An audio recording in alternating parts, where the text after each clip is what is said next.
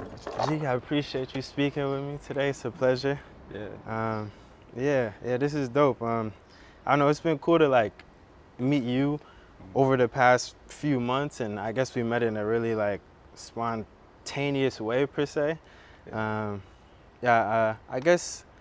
Uh, well, how did you end up at the event where come where we met? hmm Yeah, for the Yeah. first time. The PTP event. Yeah. Yeah. Tim Hotep. Okay. Shout out to Tim, man.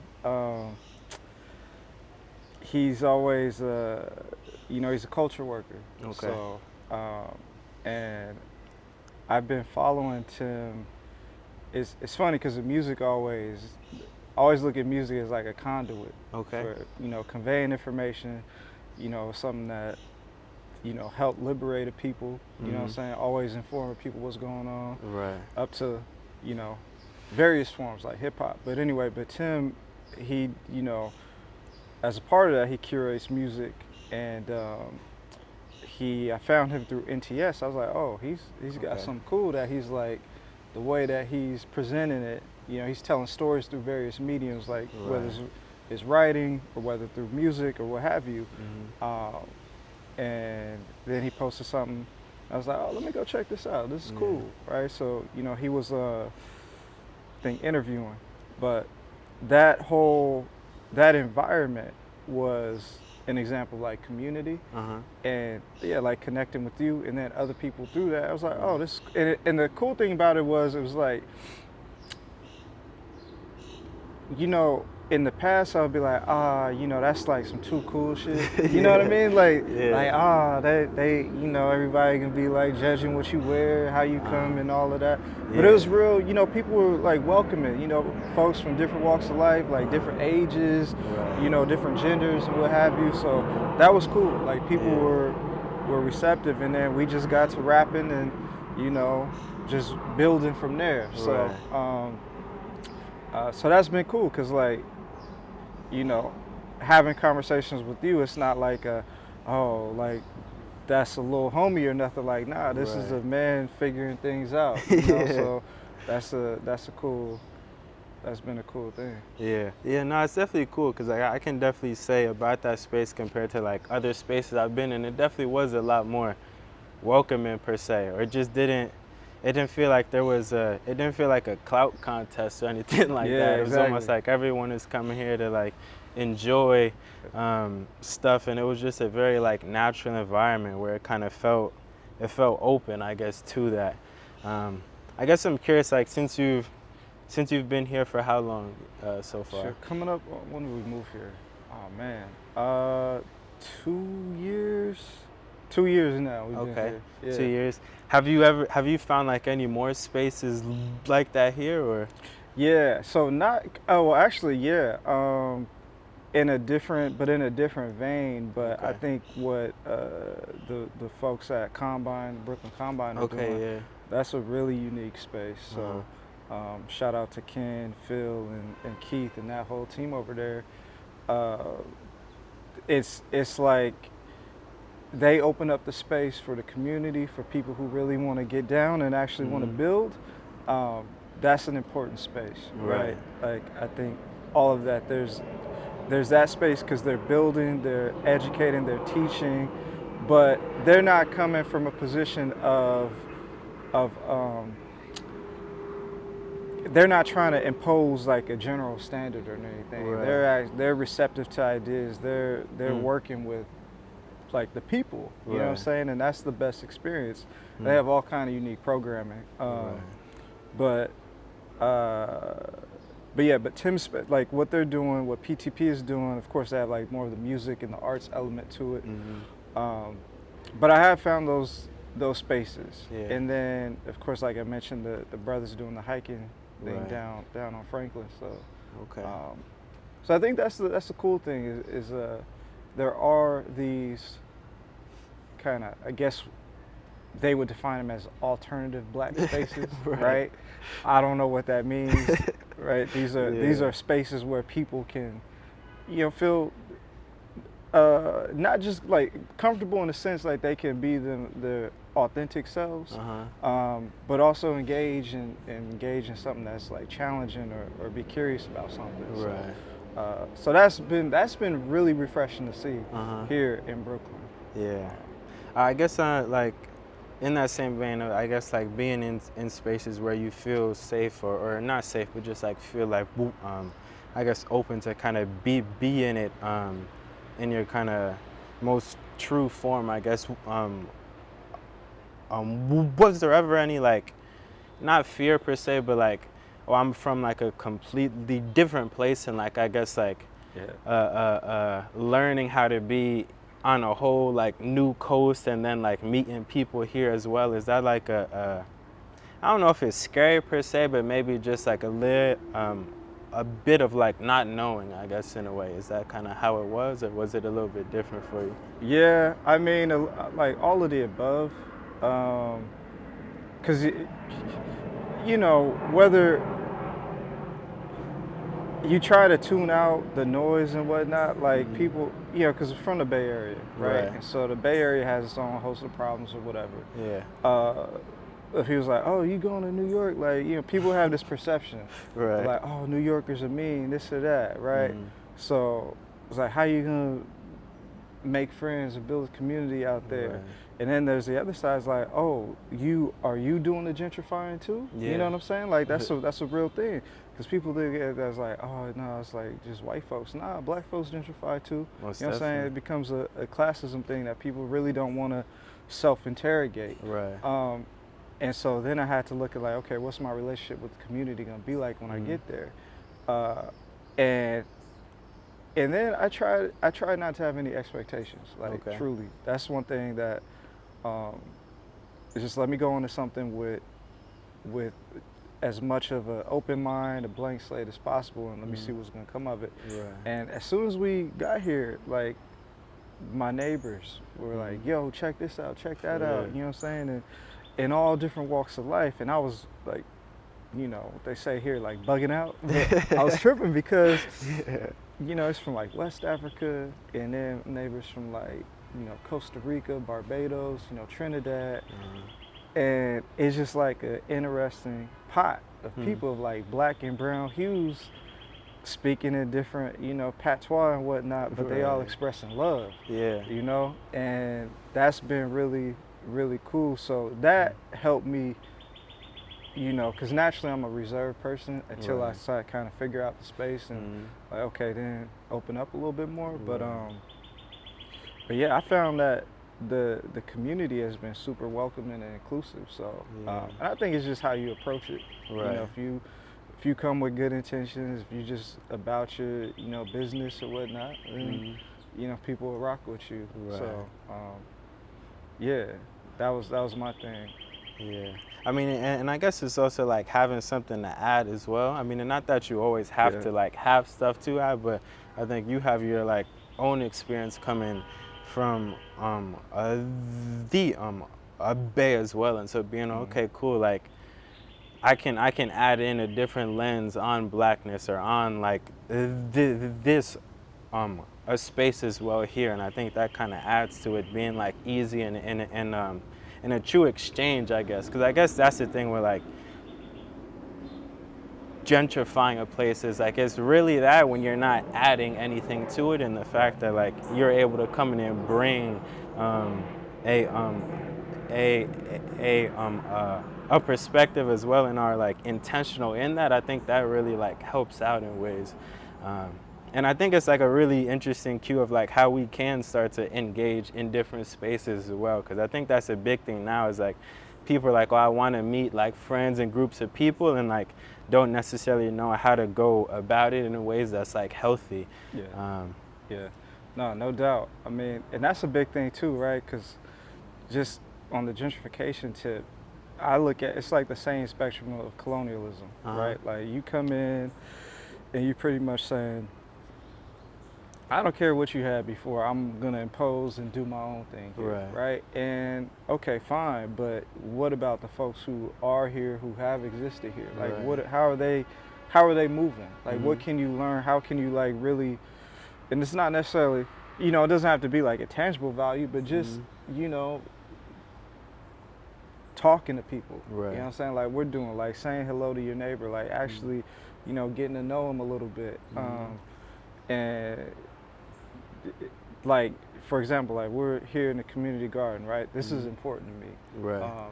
And the elders who like built this space, Mhm. right? Like Mrs. Moses, she 40 years ago, this lot was like a dilapidated building, Mm.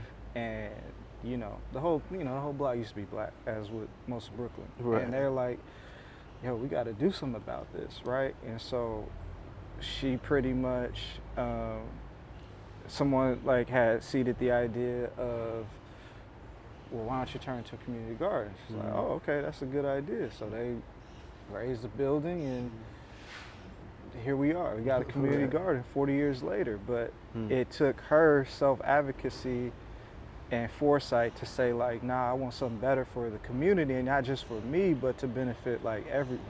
Right. And so here we are 40 years later.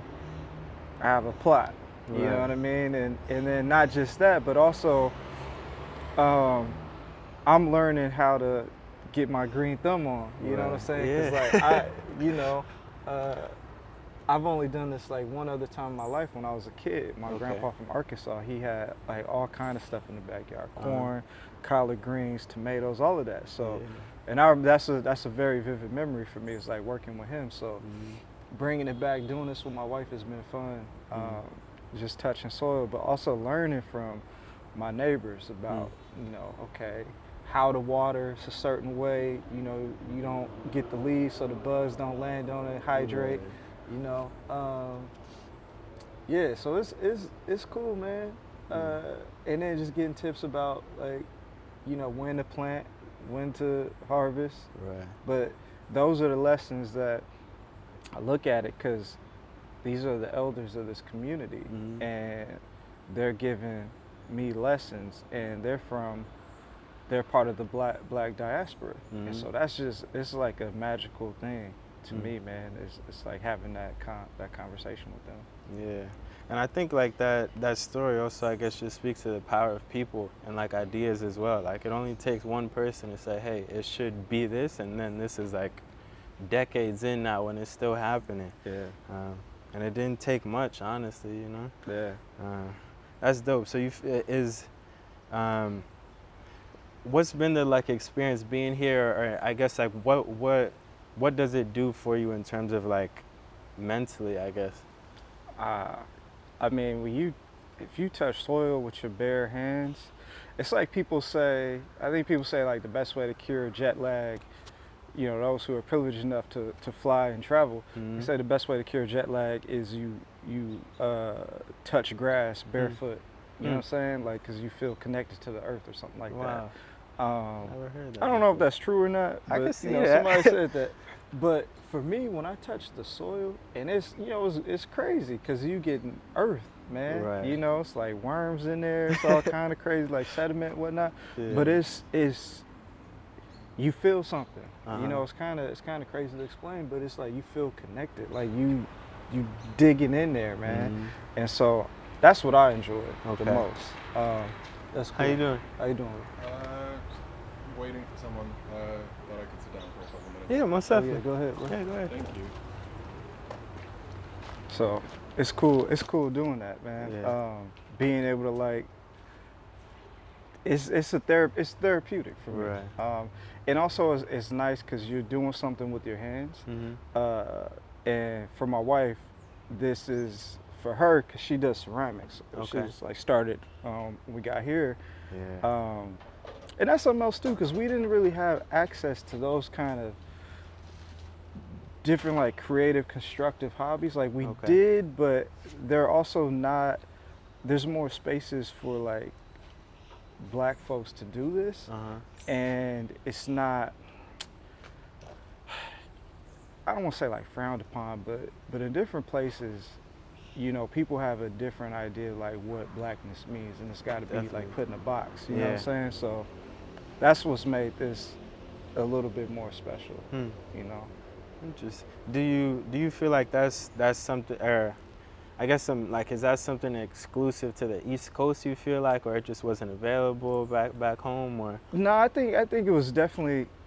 I think it definitely was available back home, but I think that as a result of you know say it, but like gentrification did a number on the Bay Area. Okay, Like yeah. the influx of, I said they made a Faustian deal with Mm. tech companies, right? And sure, you say Yeah. it's good for the economy, but there's a whole group of people who were trained, because right, everyone knows the Great Migration. So Mhm. my family comes from the South. They settle in the Bay, and the only reason why they're there is for the wartime production, like Mhm. naval shipyards, all those shipyards Got along you. the coast. So that's how they get there. But then next generation, you introduce like the crack epidemic, and then you have this whole generation, and then you say, okay, we're bringing in tech, but there's no one, especially from the black community, who's prepared for this new economy. Right.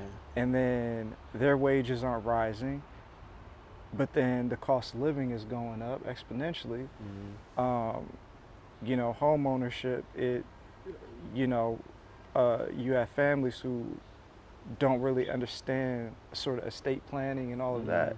and then they lose the home, Right. or sometimes they just like it's just grifted right from under them. Yeah. So all that to say is there's like a massive displacement of Okay. black folks throughout the Bay Area, um, Mm.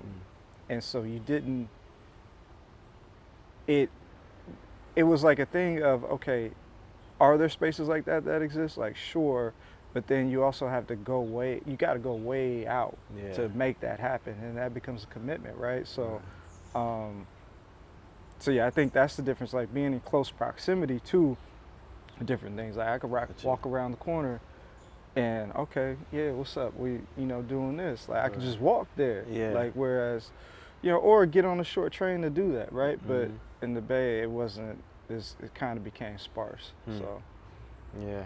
And I think that, I guess that also just like with like the tech stuff coming over and all that, it just speaks to what we place value on as like people in society. Like Yeah.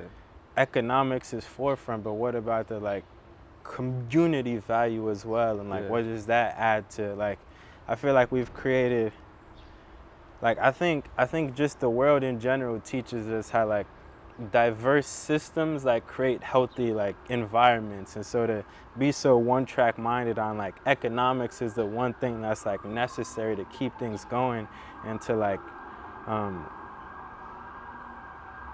neglect the kind of side of people and like living in spaces like this is just, it's unfortunate.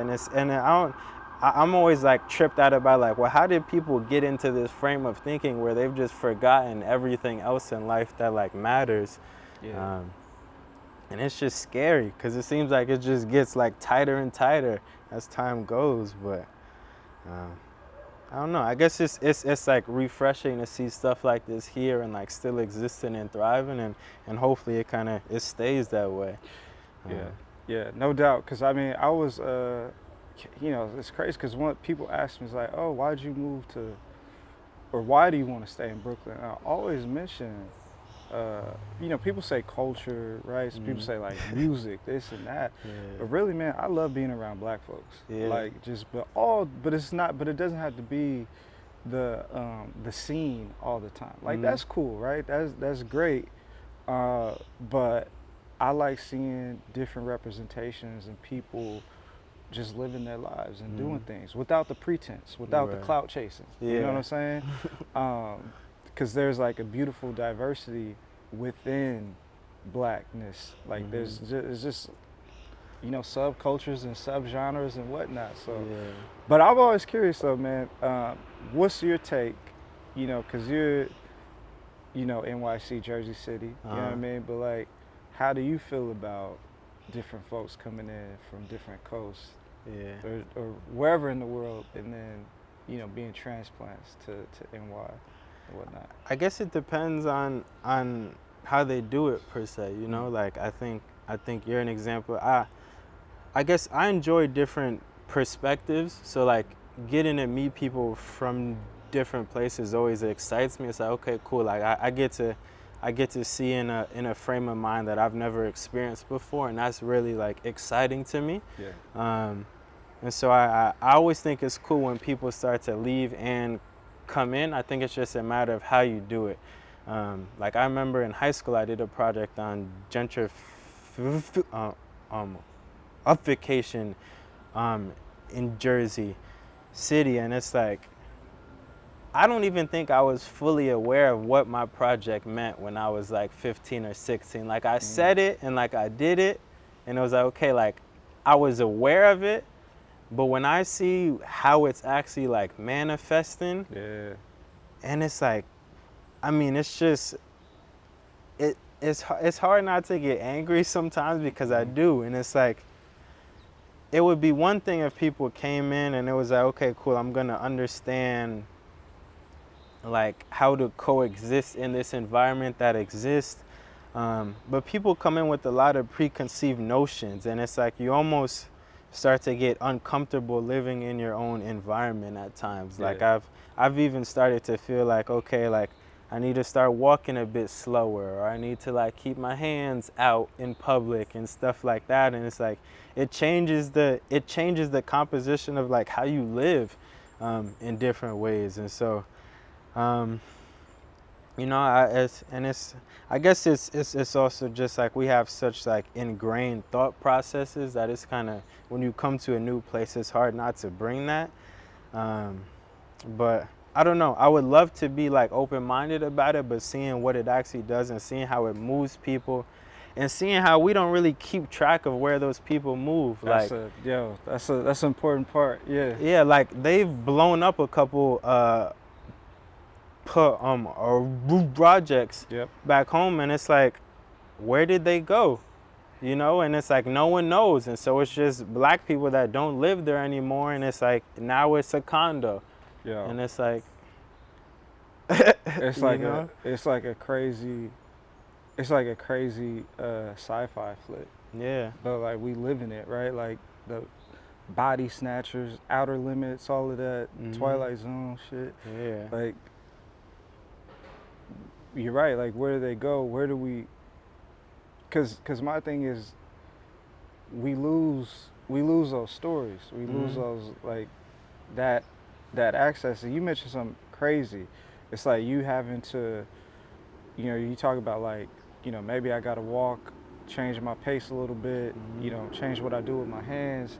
It's like now you have to conform your body to this space that you were naturally, you're accustomed to a certain way, but now you got to adapt Yeah. just to sort of survive. And that's the crazy thing is like we've spent our whole lives trying to survive and just survive within these systems, and then Mhm. these systems are built on top of us. Mhm. Is wild to me. Mm. And so a lot of this stuff now, so how would you, I guess, like what difference, because you say you wrote that paper when you were 15. I was, let me see, 16? I was probably like sophomore, junior in high school. It was like a video essay, kind Okay. of documentary. How much has it changed even since you wrote that? I mean, since you did that essay? My thinking or Well, both. Jersey City. Yeah. Like, I mean, they have probably built at least 20 luxury condos since then. And like, there's like there will be like a corner, on every corner there's like a luxury condo. Yeah. Like it's manifesting now, I guess. It like, I think the seeds were being planted back then, but now like the stuff is being built, people are moving. Like I even just saw an ad recently where they were branding Jersey City as Soho West. So that's it's like crazy. That's people crazy. people who want to live in Soho, Yeah. but like there isn't space left, or like they can't afford it, they're saying come here. And so it's like, okay, like this is happening, and like you don't have a say in it. Nah.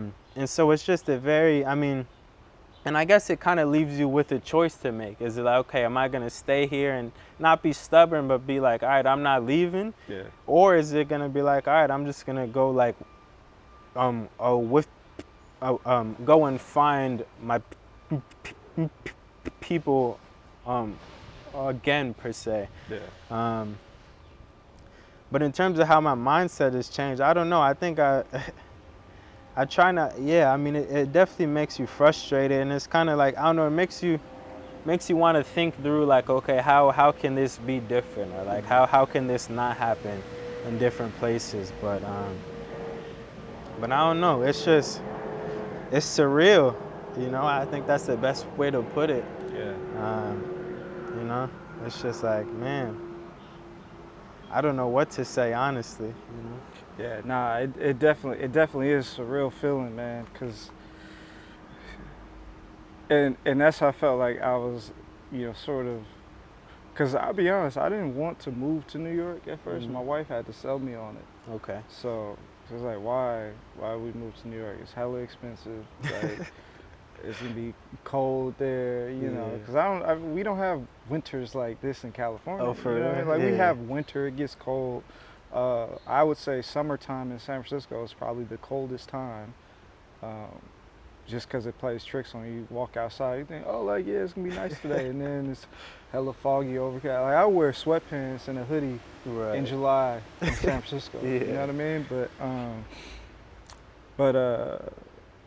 But it's crazy to me because one of the things is,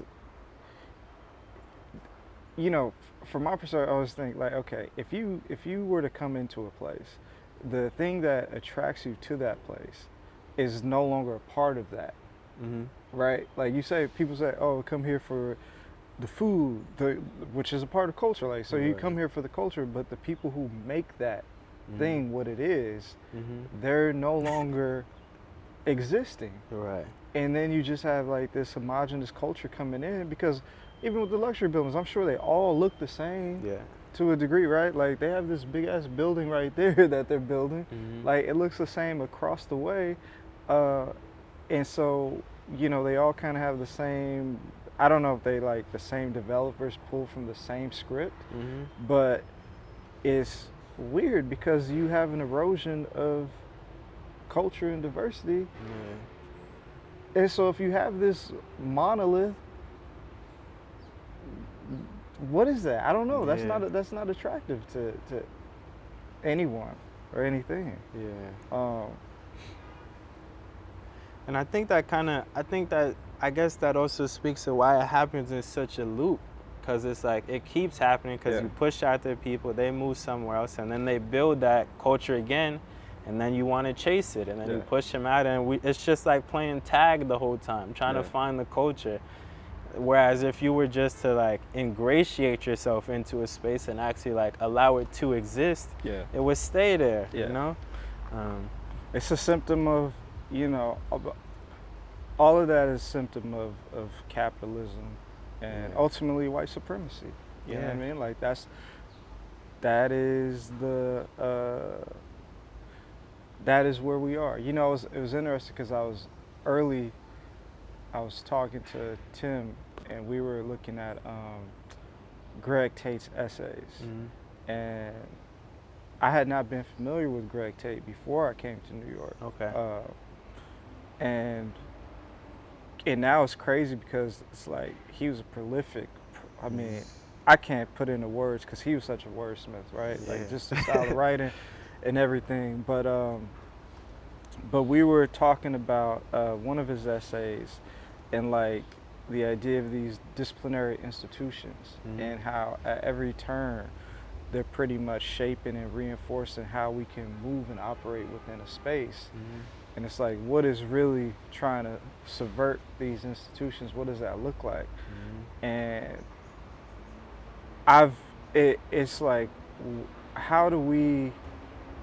Because you're right, because it keeps happening over and over again. And that's why they say like, oh yeah, Brooklyn's gentrified like this. It's like, yeah, the Bay is gentrified. Like Chicago, like St. Louis, or like Chicago segregated as hell. Like, you know what I mean? It's everywhere, but when or how do we get to a point where we're like, you know what, we're just gonna exist? I don't even want to say it. Yeah, it's just like, how do we exist independent of this system? Because I don't think existing within the system, it doesn't work. Like Yeah. it really doesn't, because your whole life you spent. Because clearly, like, they change up the rules. I think Mos Def had a bar. It's like, you know, as soon as you know, keep pace or whatever, they start switching up the tempo, and that's true. Yeah. You know, and you know, you mentioned something interesting, because you're like, yeah, we go somewhere, you build the space, and then they come in. Go somewhere else, build the space, and then they come in. You know, build the space, displace, rinse and repeat. Yeah. But anyway, that's a simple. Well, I mean, but just like on that, I think like one of the things that I'm learning is like, or I'm navigating and learning is like culture isn't necessarily contained in a place, and rather it's like inside of us. I think I've listened to a couple interviews. I think his name was like Arthur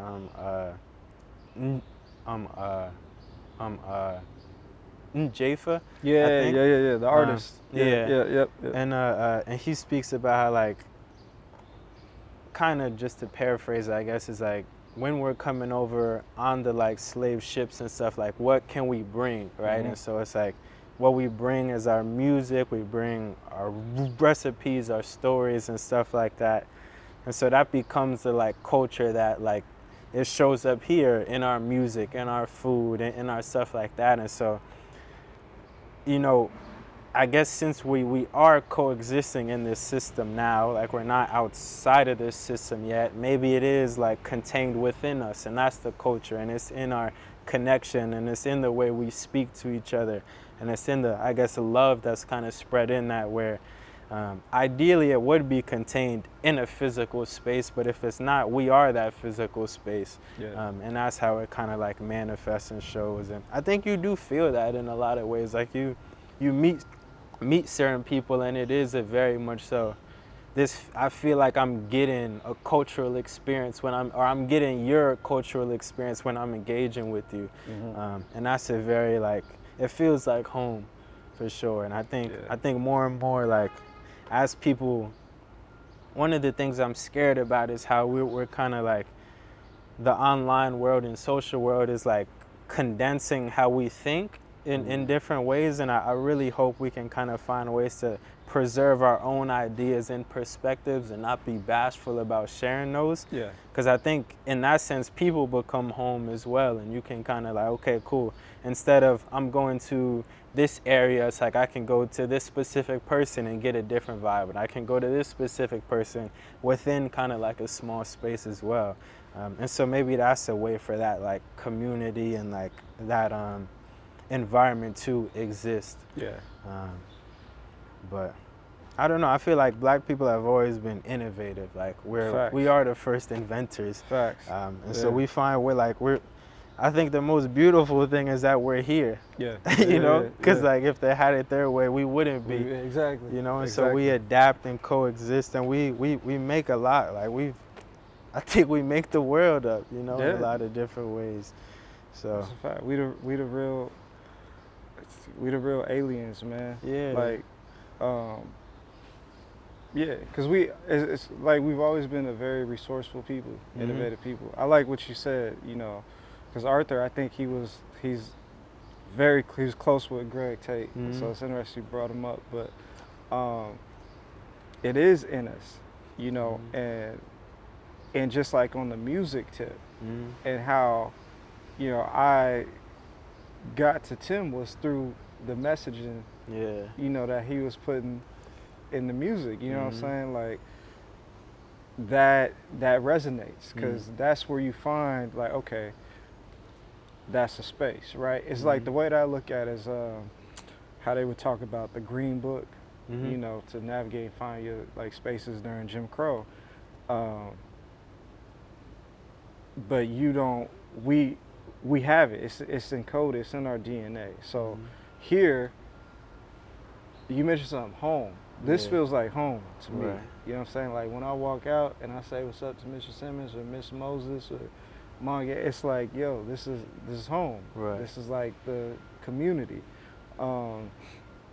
And then like when I'm, if I'm fortunate, I'm going throughout different spaces in the diaspora. It's like that also feels like home. Mhm. Like it's like, oh, this is my, like you look like my uncle, Yeah. but you from Senegal, or Right. like, oh, you look like my cousin, but you from the DR. You know what I'm saying? Like Yeah. it's like just random stuff like that. But it's so that's another thing that I think that's very important is understanding that what bonds us through that Mhm. diaspora and that experience, because it is, yes, we do have like our own cultures and whatnot, but remember, like we all come from the same place, Mhm.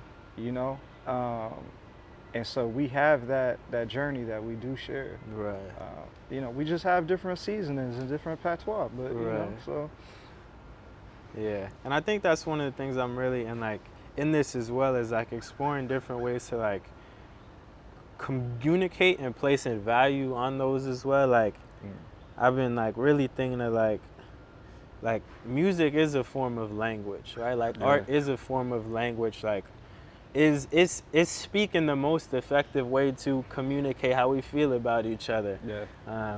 And I think like hopefully we can kind of like I guess place the same emphasis and value on other forms of like sharing ideas to the point where like we can cultivate those in ways, because like I even like think about how I've seen a lot of people talking about Mock lately and how his music is so opaque, and so some people can't like interpret it in different ways, and it's like, okay, we can hide a message in a song, or we can hide like a message in like an abstract painting. Yeah. And it's like, where can we cultivate more of those lanes, or more of those like, Yeah. what does an athlete playing basketball say to you, and can that be an expressive form of Right. like speaking to someone? Right. And I think that's an exciting thing, because I do feel like as more people get access to the like artistic tools, more of those forms are gonna come up where we can say things that other people don't understand, and yet we get it. Or even meme culture is like that as well. Yeah. So yeah. It's like if you know, and some gatekeeping involved too, Yeah. but but like that sidebar, because Mock, I think I said this last time, but that man had IMF as a hook. Yeah. That's crazy. Like I've Yeah. never, you know what I mean? But there's storytelling in it, and so. But the thing about that is, it's an invitation to participate, but invitation to engage, not from a thing of like, because we all know like suburban white kids listen to the most rap music, the most destructive. You know what I'm saying? But in its mass entertainment. But when you get a cat like Mock, like forget it is opaque, but it's an invitation to engage critically with what he's talking about, right? And you go on these scavenger hunts sometimes. It's like, oh yeah, right? Like I think it was what was it, like HBO, which is how I first started listening to him. It's like, oh, he got stuff from like 60 Minutes, like on Haiti and Papa Doc and what was going on there. Like, oh, this is crazy. Like, yeah, this is a problem, because then you start to see this is not, Haiti's the poorest country in the Western Hemisphere by design. Right. Like this is, and it's crazy because they share the island with the DR, and the DR has its problems, right? Right.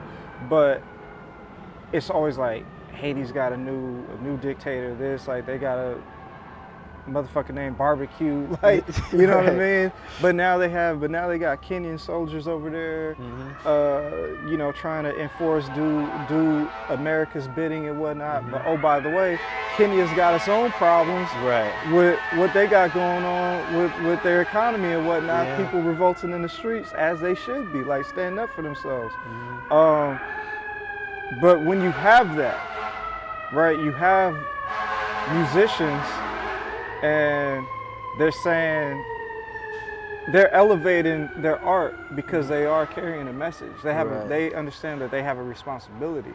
And that's the other thing too. Like people gotta stop saying like, oh, hip hop's dead, hip hop's dead. No, it's not. It's alive. Right. Like it's just like what are you listening to? Right. Like who are you tuned into? Because I could, sure as you can too, you could rattle off a whole bunch of names. Like, yeah, they actually have something to say. And it's actually fresh. Their delivery's on point. Like, you know, it's not the, oh, like, you know, I fucked your chick, or, you know what I'm saying, I didn't cut these bodies or whatever, I didn't got this or that, sold this. Nah, they actually are talking about some cool shit, and they're sneaking in stuff Right. to make it, you know what I'm saying, like, oh wait, let me run that back. Okay, Yeah. that was fresh, you know what I mean? So Yeah. And I think on that, I guess like on the, like you said something really that I think is important about just like being able to engage with art in like a very a critical way. And I think like within the like design of the West, I think one of the things that's really apparent is how like the depoliticization of art, and how like they've stripped all of its meaning and it's just become a form of enjoyment, yeah, so that people don't even look to art as like something they can engage with in like a very like tangible way and gain stuff from it. And I think like I would love to see especially within like younger children, like being like, oh, this just isn't art. Like it's not just a painting on the wall. It's something you can actually like go into, and there's worlds like within this art piece and inside of this song, within certain people, of course, but really be able to like art is a political act, because we are like everything about us is like that as well. And so I don't know, I think like, yeah, I don't, it's like hip hop isn't dead. I think we just don't have the right framing of it. Like we're not seeing it in the right ways. Yeah. Yeah.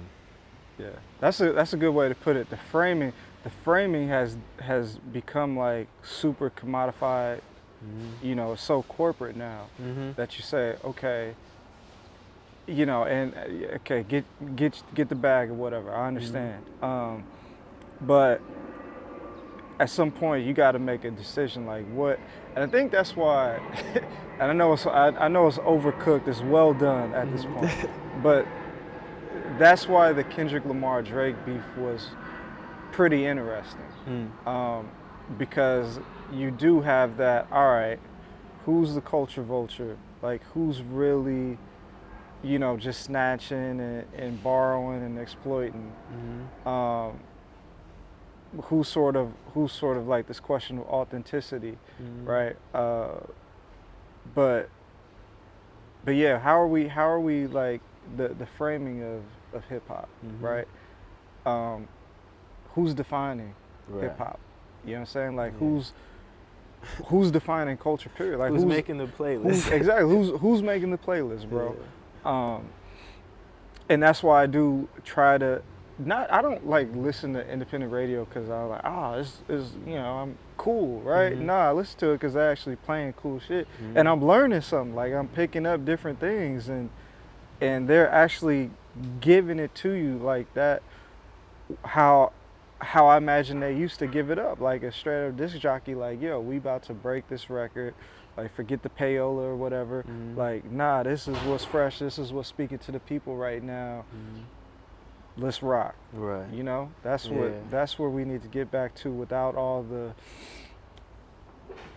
the press runs and all of this extra stuff. You know? And it's from a perspective.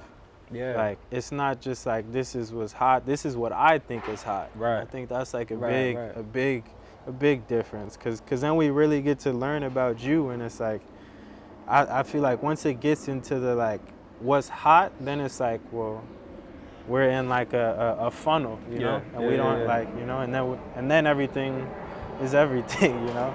Yeah. That's on the on the topic of like extracting meaning from music, like I know you're a big jazz fan, and I feel like jazz is the most abstract, extraterrestrial, cosmic form of music there is. And so Yeah. I'm curious, one, like how you got into jazz, but also like what does jazz do for you? Oh man, whoo-wee. Jazz. I've got different experiences with jazz. My earliest memories of jazz is my pops driving his Toyota Paseo two-door joint, uh, Highway 37 in the Bay Area, Okay. putting on KBLX, which was the local radio station. They had the Quiet Storm. They were mixing jazz. Mm-hmm. And then KCSM, which is Okay. I think they run out of College of San Mateo, Okay. a large jazz library out there. But my pops, man, he would play, because he was younger. My pops was like 20 when he had me. Okay. So he would play like the smooth jazz. So Mhm. he would play like, not even Kenny G, but Najee Mm-hmm. and cats like that, like Tokyo Okay. Blue and whatnot, George Benson. Mm. And I used to think that was boring. I was like, man, he playing this music, I'm going to sleep. Yeah. And he took us one day to the San Jose Jazz Festival, and I thought that was boring too. It was like the Okay. drive is hella long, like, I didn't appreciate it. Then over time, you grow with it. And then one of my best friends lives down in, he's always had a deep appreciation for jazz. Okay. He actually lives in New Orleans now. Okay. Yeah. And I want to say he lives right next to where Kid Ory used to stay. Okay. So, but his in-laws are big jazz folks. But anyway, man, jazz for me, and I really started to listen to it in college Mm-hmm. because I went to Pacific on the West Coast, Okay. which that's where Dave Brubeck went to school. So Okay, that kind of word. like the West Coast cool jazz scene Yeah. was there. And then, but actually, when I was there, they had the Brubeck Institute as part of the conservatory, Mm-hmm. and there was a cat, Corey Fonville, who was there, and Corey is now a pretty renowned drummer for Butcher Brown, Okay. and he also does a lot of beats production for, he's done stuff for like Pink Seafood, sort of like the Mutant Academy cats and Got you. whatnot. So and I didn't know him well, but knowing that he was there, something magical was happening. You know what I'm saying? So that's dope, and dope to see like how he's progressed. But for me, man, jazz is like all forms. It could be like listening to Miles, it could be listening to Don Cherry, you know what I'm saying, Pharoah Sanders, Sun Ra. I think I got some Idris Muhammad. Okay. McCoy Tyner, Wes Montgomery, Horace You can Silver. Feel free to walk through here, by the way. Oh, you cut through, bro? Yeah. I have a thing about being at the camera. Okay. All right. It's cool that you guys are doing this. It's Pocket 6K, right? 4. Oh, Pocket 4K. 4K. Yeah. That explains a couple things. That's awesome. I love that you guys are doing this. Thank you. Appreciate it, bro. Have a good day. But yeah, just all the different names, man. I'm trying to, cause there's so many like beautiful. John Coltrane, of course. Yeah. Trying. Dorothy Ashby. I really got into her Ooh. recently. The harp. Bruh. Like yo, Man. yo, man. Yeah. Talk about it's soothing. Like Yeah. it's that music is alive. It's like it's Mhm. spiritual, bro. So like, and people have different ideas, like the where did jazz originate from? Like what's the blah blah blah. Look, jazz just speak to me, man. It's Mhm. you talk about a language. Mhm. That is a language. Like Mhm. I remember reading, well, partially because Gerald Horn, historian, academic historian. I think he teaches at University of Houston, Mhm. but good brother, author. He's written a ton of books. He wrote about the political economy of jazz. Okay. But early on, he talks about the importance of like instruments and, I think they were like blowing a horn to warn what was happening. You Mm. know, people like blow trumpets to signal war or whatever, Right. but they would warn, like people, I forget one of the islands, but they would warn, you know, when it's time to rebel or something like that, Right. when it's time to get down. And so that's that music for Hmm. me, you know. And then you could go into the strata east, like you got, you know, Doug Karn, uh, Calvin Keys, who just passed away. Uh, but what I like is Terrace Martin out of LA Mm. doing stuff with Calvin Keys, because I wasn't hip to Calvin Keys. Right. And then so he's putting, you know, he's sort of, you know, bringing that intergenerational Mm. music to Yeah. us. And cats like Charles Stepney, they reissued his stuff, like found his old master recordings, and how instrumental he was, because what's her name? I'm blanking on her name, man. I was just listening to her. It's Maya Rudolph's mom. Mm. Who Maya Rudolph is like the comedian. She does like Saturday Night Live stuff. Okay. Why? I Oh, couldn't they tell gonna you. hate me for this, bro. I gotta look this up. It's Okay. bothering me, man. Hold on, Alright, because word. is you definitely you know who this is. Um, I don't know if I'm gonna find it in time, bro. But I don't know. Alright. I'm gonna think of her name, but Okay.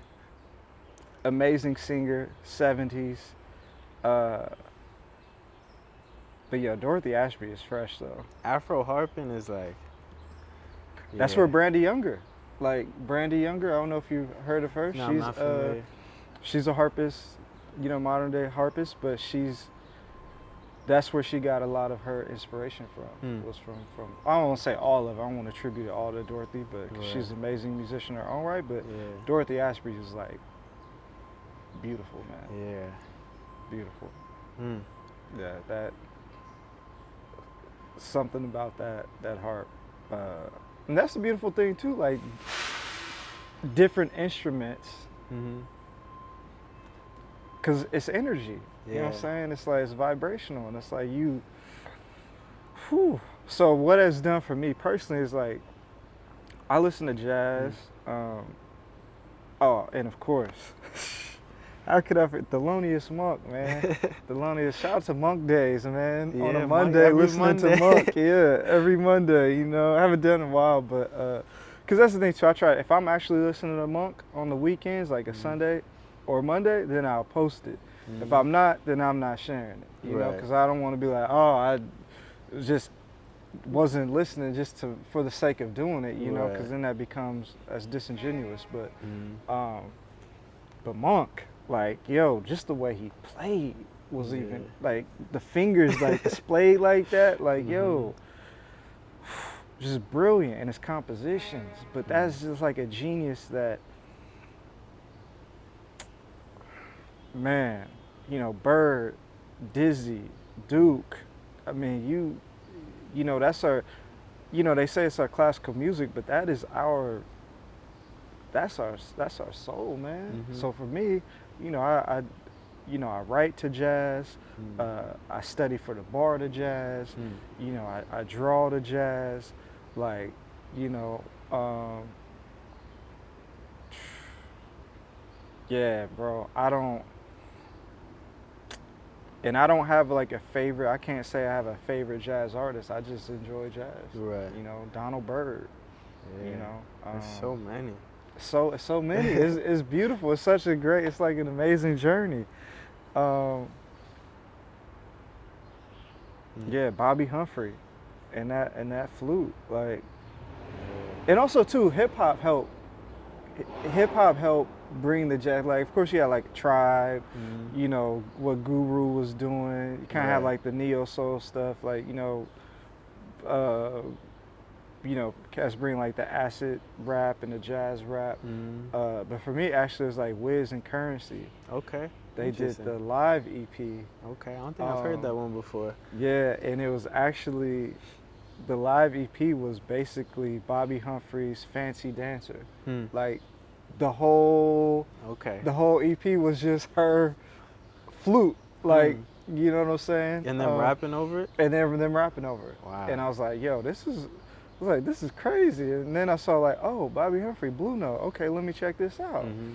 And same thing. And shout out to Madlib too. Like,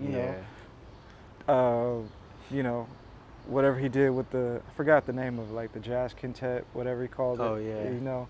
And then Shades of Blue, of course. Yeah, yesterday's new. Yesterday's new quintet. Yeah. So, what about you? Like, what's your relationship with jazz?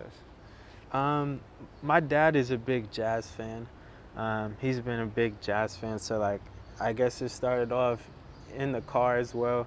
In Jersey, I guess what is it? 88.3. BLS here, and it was just like it would be like he just would play jazz in the car, and he would have me like name different instruments. Oh, that's crazy. And stuff like that. And so like I kind of like picked up on like, oh, this is a trumpet, this is a saxophone, this is a flute, bass, stuff like that. And so that's like my earliest memory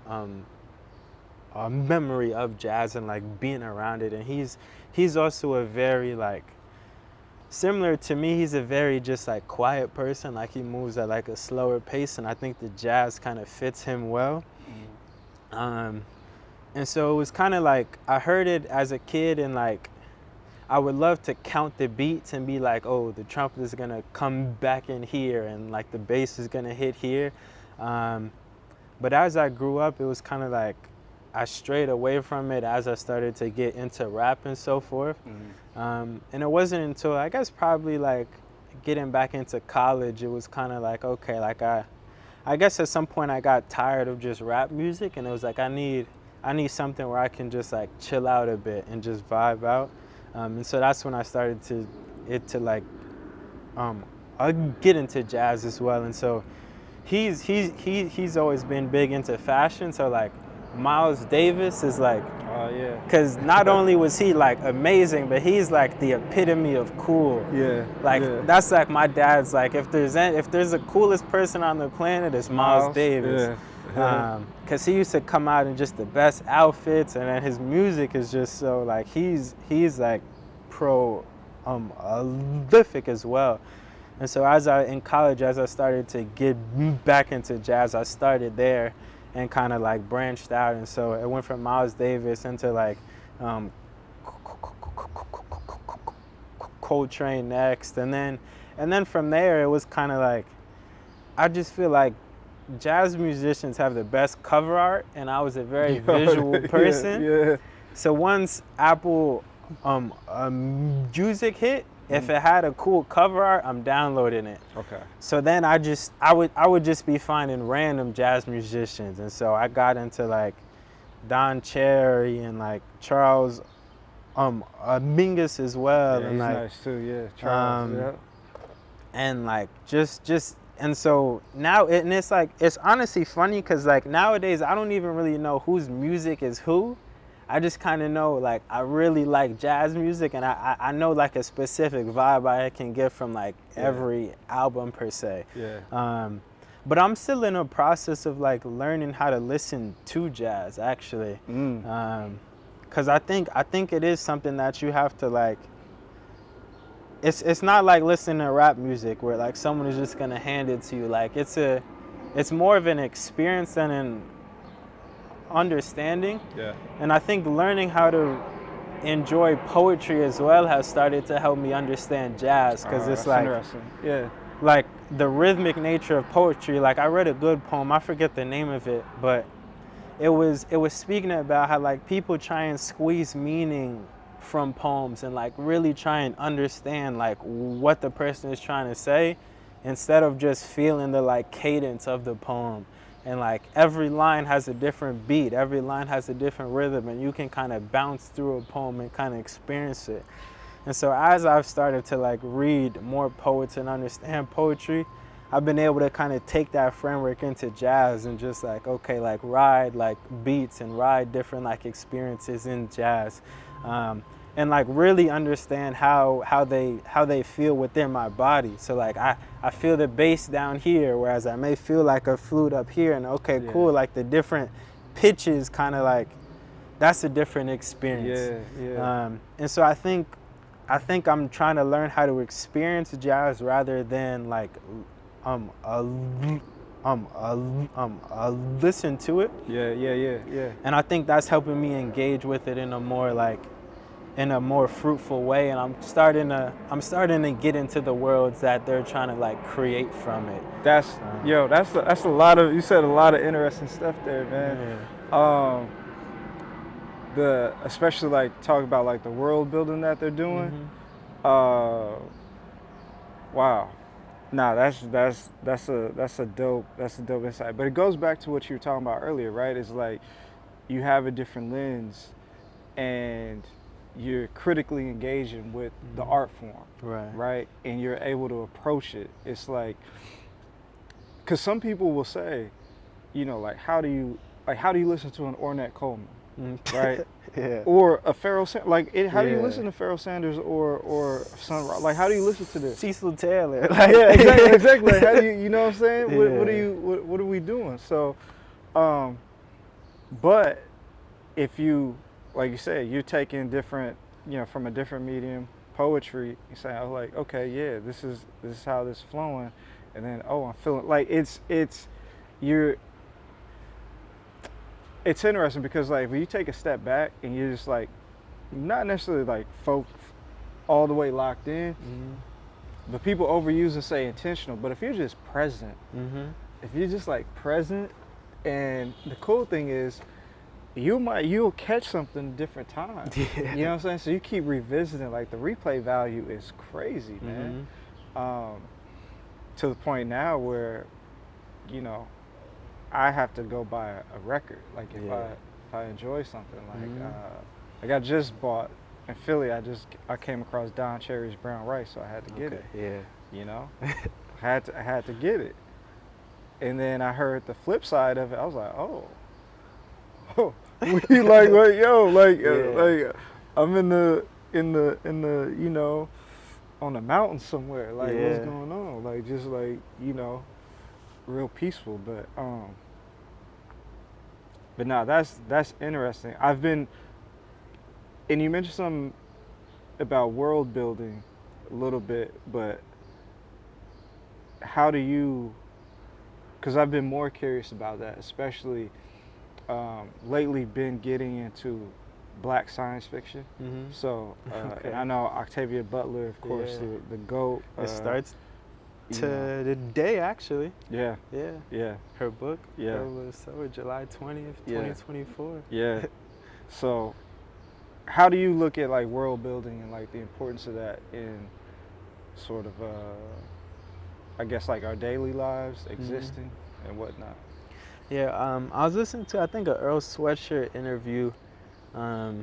He was doing like the Apple one, where he was talking to I guess Zane Lowe maybe, and he was talking about him talking to a friend, and his friend saying something about the importance of imagination in our daily lives, and like if you can't imagine anything outside of what exists, like nothing else is gonna happen. Like, you know, and so like, right, like if it's not conceptual, like we can't make things come to fruition that we haven't conceptualized yet. And so I think for me, like one of the things I'm trying to learn, and as I get deeper and start to really engage in some type of art practice, it's like how do I take reality, like what currently exists, but not limit myself in that. And I think like that's one of the, like, because we can't ignore what's happening, right? Like this is very real. Like these things happen in everyday life. Like we live a very surreal life, and so how do we honor that, but also take it a step further?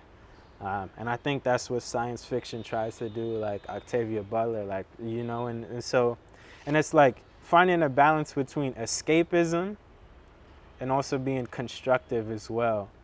And like, or not escaping too far into the ether where we can't like gain too much from it, but not being too stuck here where I'm just I'm telling you what you know already. And so like finding that like happy balance where it's like, this is something tangible, but it doesn't exist yet, and we can like work towards it.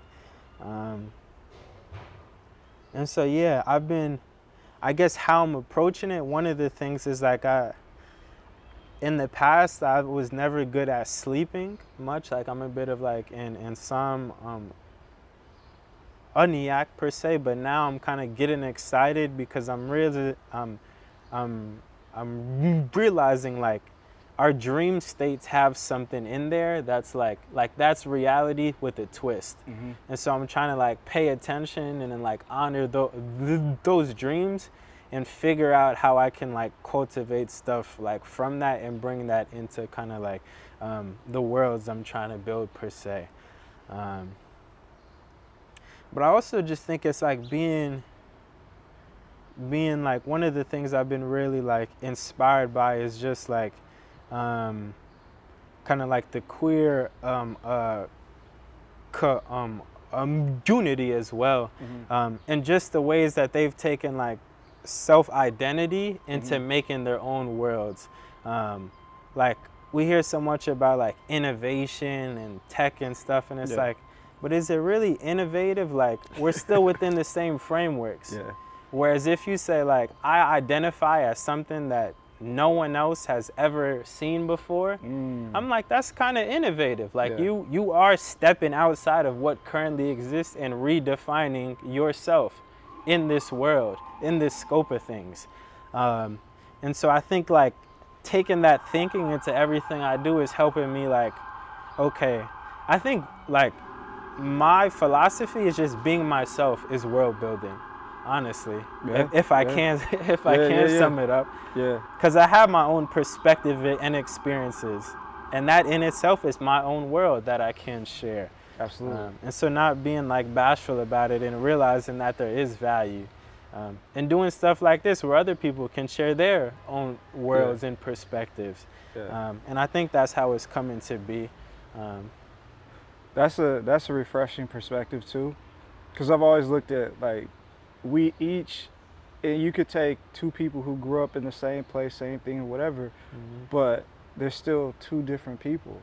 And so that's why I really don't understand how people could either like hate on somebody else or get salty. Because like you have something unique for real, like you're a unique individual, unique perspective to deliver, and I like the way you articulate that. Is like I'm engaging in world building or building a world, constructing something through my existence, through my interactions with people, because that informs them of like, oh, there is something different. Like there is something, and it doesn't matter. Like each, like a different interaction, you can have an encounter with somebody, like, oh, okay, there's something different. Like this challenges what I previously thought, you know? That was my whole thing. I was a sociology major, and I used to like to fuck with people. Because it's like, let me challenge like their preconceived notions and stereotypes of what, you know, what being a black person is, right? Because they're like, oh, fit the description. He's 6 foot, black dude, like he's out. What? Nah, but yeah, because on the couch, like people be like, oh, you on the basketball team? It's like, nah. Oh, you on the football team? We don't even have a football team, bro. Like, what is you talking about right now? Nah, I'm just a student. I'm a scholar. You feel me?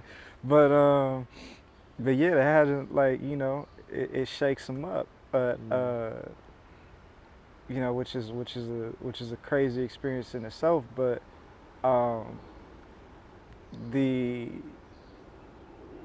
the world building, man, like having the imagination, and shout out to Earl too, because like, you know, his writing, obviously like his mom's, you know, higher academia, his pops was a national poet, right? So, you know, talk about feeling the rhythm and whatnot.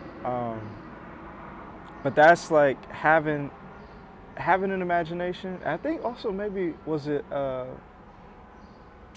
Walter Rodney, I think, had talked about like reimagining the world, and also there was and because I read How Europe Underdeveloped Africa Yeah. a while back. But one of the things that really resonated with me is like, how can Africa, like, how was Africa gonna thrive unmolested by Europe? You know what I mean? And like thinking about what they were doing and what they were advancing. That's really what it comes down to for me, man. It's just I just want to be left alone. You know what I'm saying? I just want to be able to do my thing and explore and experiment, like, without this grand experiment imposing itself on me. But yeah, the shout out to the man. See, and that's the thing too. We got to big up our women. And not like the, oh yeah queen, like, you know what I'm saying, like that's cool. I understand, like that's cool, but like, you know, we talk about Dorothy Ashby, talk about Octavia Butler, but like they birthed us. You know what I'm saying? Like they birthed us. But like we were talking about with the queer community too, in terms of like challenging convention. It's like, yo, nah, this is who I am. This is what. And you are gonna make a choice how you're gonna respond to me. Right?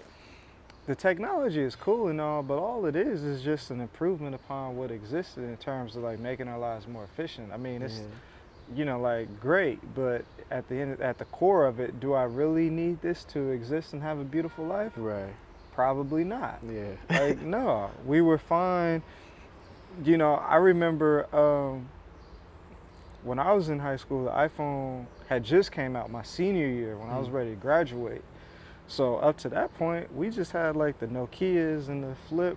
You know, my homie had the Razor. I thought that was the coolest thing. You know? It was.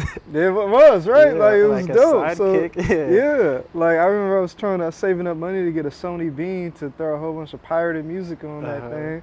You know, and now we have everything, right? It's like an overabundance of, it's like we're in excess, man. And that's the thing that I'm trying to like really work on, is like getting like divorcing myself from consumption culture. Because growing up with, and we had the basics met, right? But I didn't come from money.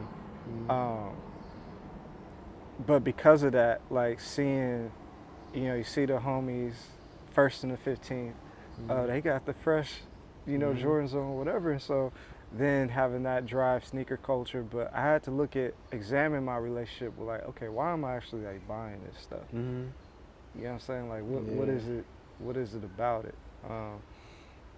And looking at how consumerism does a number on the psyche. You know what I'm saying? So but no, there's a couple things I want to say, like, just on that, and I have to thank you for sending me that one, Mary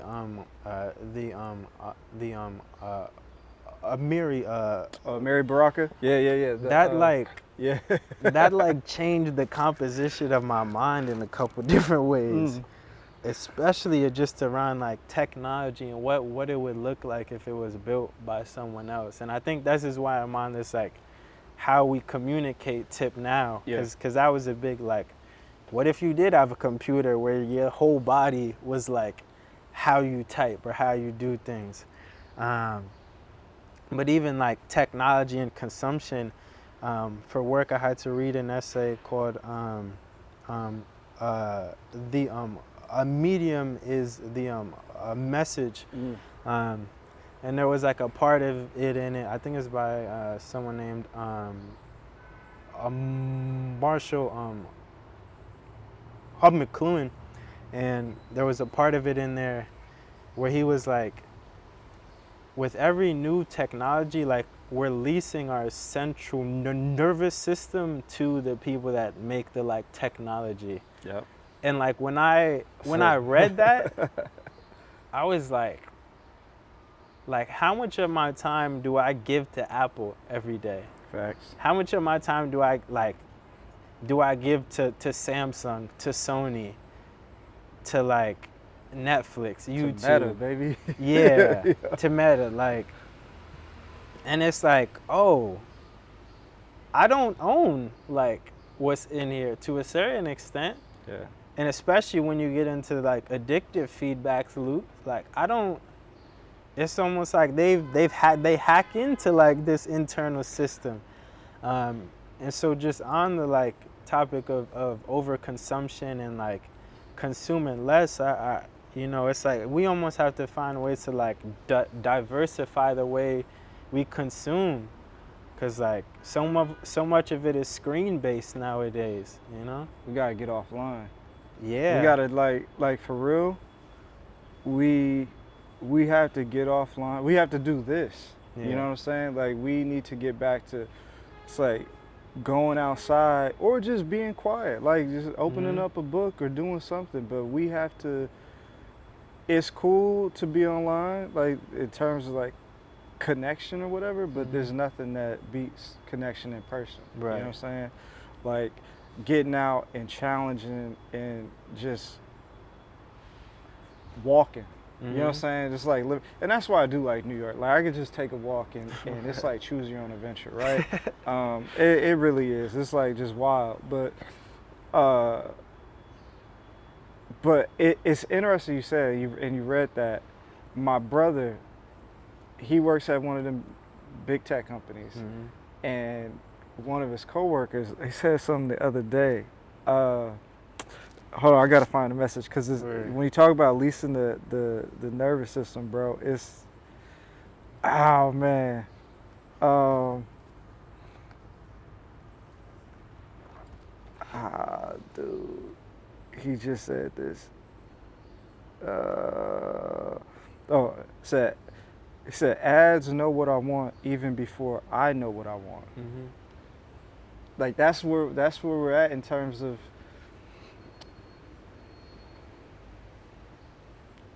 And the crazy thing about it is you see is shaping, it shapes everything from, I miss the days honestly, just like talking about, because you say your pops was a big fashion dude with Miles Mhm. and whatnot. Mhm. um, I miss the days where you could go somewhere and you don't know how people dress. Yeah. You know what I'm saying? Like now Uh, you get online, you know how cats in Germany dress or how Mhm. cats in Tokyo dress, Yeah. or you would have to get a magazine to really get a feel for that. Mhm. But because of this pervasive globalization, we Mhm. just, okay, I know if I go to New York, I gotta maybe come with this type of Mm. whatever, which is like stupid. Like, nah, just come with your own thing, Right. you know? Um, but that's it.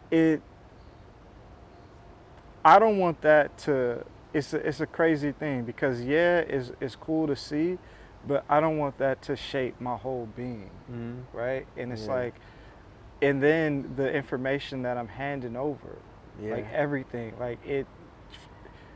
the algorithm, Mhm. it's ridiculous. But Yeah. what does it look like if we designed it, right? Like, how does it look if we're training? Like people say, oh, you got to train AI ethically, or you got to Mhm. account for these biases. But what if we just going about it all wrong anyway? Mhm. I mean, one of the things is like, do we even need it? Which is probably even Yeah, before yeah, that yeah, question, you know? yeah. Um, I can tell you, like, now that I'm in it, I think we are going about it pretty wrong. Um, you know? All the way wrong.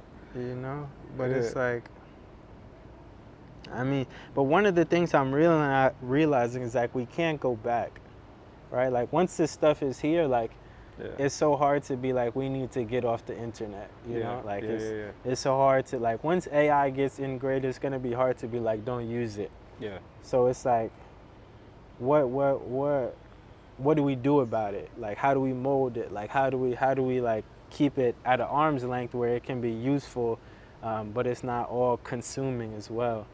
Um, but I don't think we've been able to do that with any technology that's been introduced.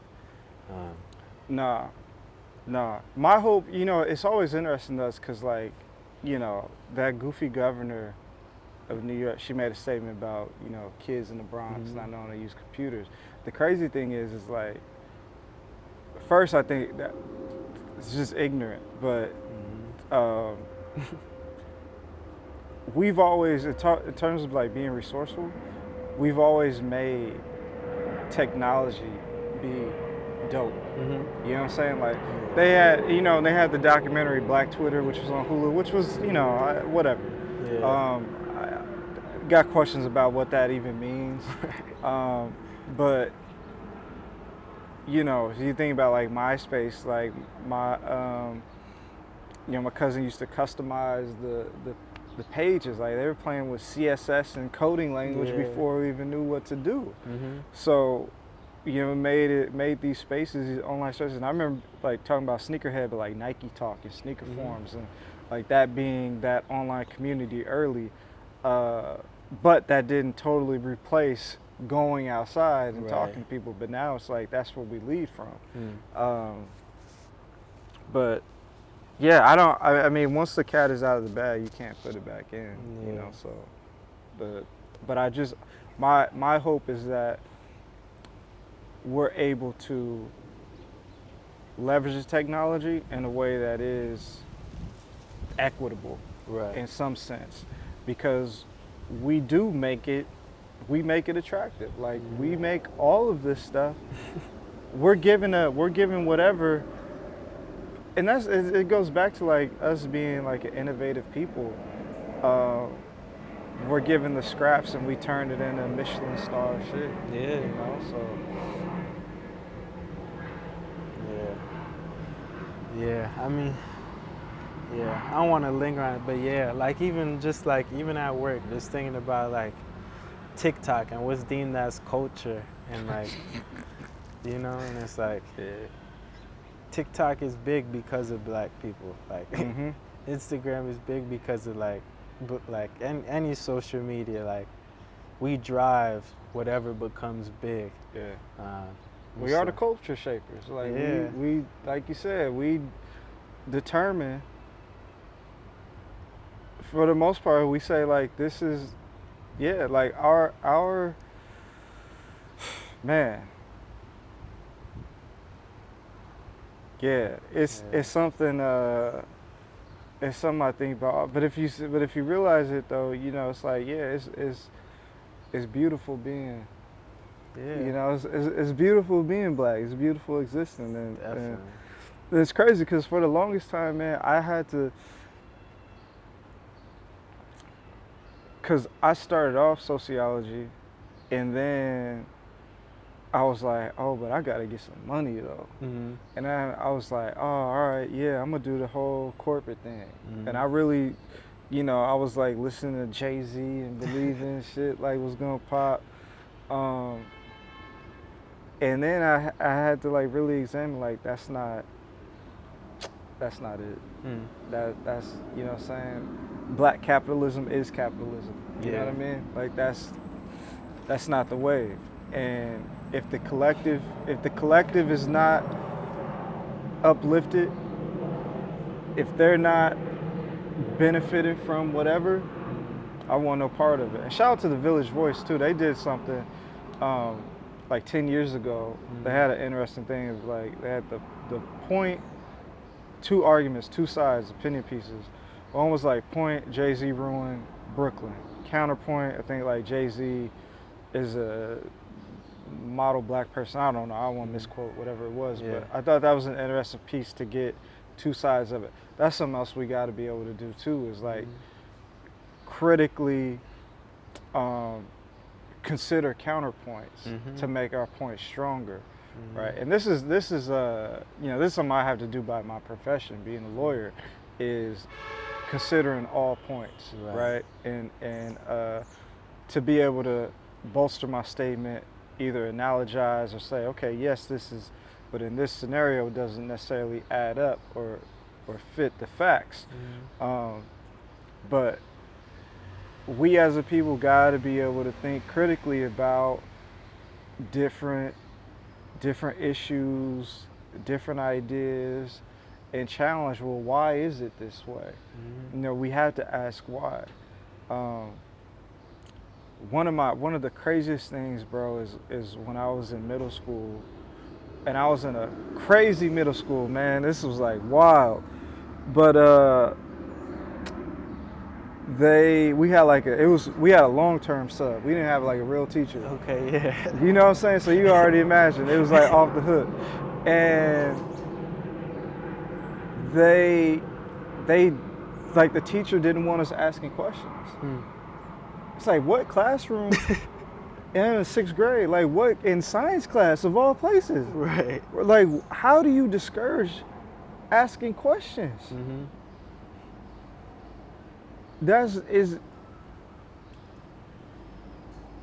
I'm still, you know, and I still feel like I have to operate from a deficit because of that experience. Like, Right. you know what I'm saying? Shit that I should have learned, you know.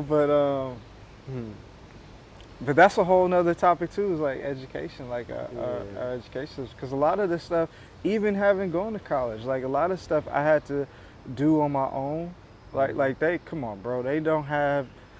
You go to college, like they, you know, depending on where you go, but a Mary Baraka probably not gonna be a part of your curriculum. Right. You know what I mean? Yeah. Like that's just not. Yeah. You know, like they not the Walter Rodneys and the, you know, Joy James of the world. They not gonna, you know, and Asada Shakur, her birthday just was what, just a few days ago, couple right? days ago, yeah. I think 3 or 4. So shout out to her. And one of the coolest things I was reading in her bio was her run-in with Lolita LeBron, the Puerto Rican revolutionary. Okay. They had crossed paths in prison, and that was dope to me. Not like I wish it would have been under better circumstances, Right. obviously, but it was dope to see their understanding. Like they always understood we have a same enemy. You know what I mean? And it's imperialism. Like we got the same oppressor. Right. Cause it's goofiness, bro. They be like, you not this or you not that. Or like, nah. Like if you look at the whole world, Southeast Asia, South America, the islands, Africa, they all been subjected to colonialism, either French, Portuguese, Spanish, whatever it may be. You know what I'm saying? Yeah. So. And I think that just like especially like that, and then also the experience you said in school is like not excluding opinions because they're different from yours. Like I heard a quote recently of like, have strong opinions but hold them lightly. And like I think that's so important in being able to engage critically across different barriers. Is like I think, or at least let me not put this, but at least in the past, I've had a tendency to react so quickly to something I hear, and like not like I heard a phrase recently like delayed judgment.